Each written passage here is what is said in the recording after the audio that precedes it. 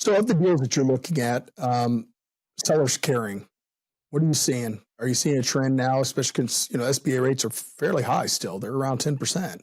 Are you Mhm. seeing the seller being willing to carry 20% or 30% on a note?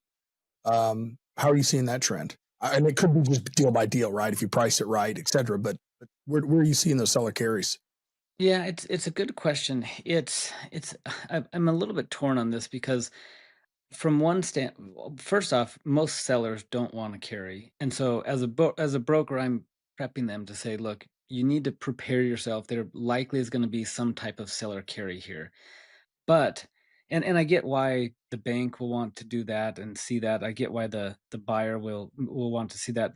But on the flip side, I'm not a huge fan of seller carry notes, at least large portion, because most of the time, most of my deals, my good size, and I play in the small to medium sized market. I'm not doing huge transactions, so most of my deals are SBA. The good ones are SBA funded.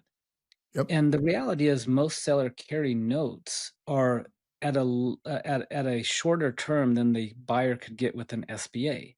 And so from if I'm putting myself in the buyer's position, I don't really recommend that they come in with this huge seller carry note, 30%, 40%, because that seller carry note's typically going to be at a much shorter period of time, 3, 4 years, maybe 5, where they could roll majority of that over and get a 10-year term with the SBA.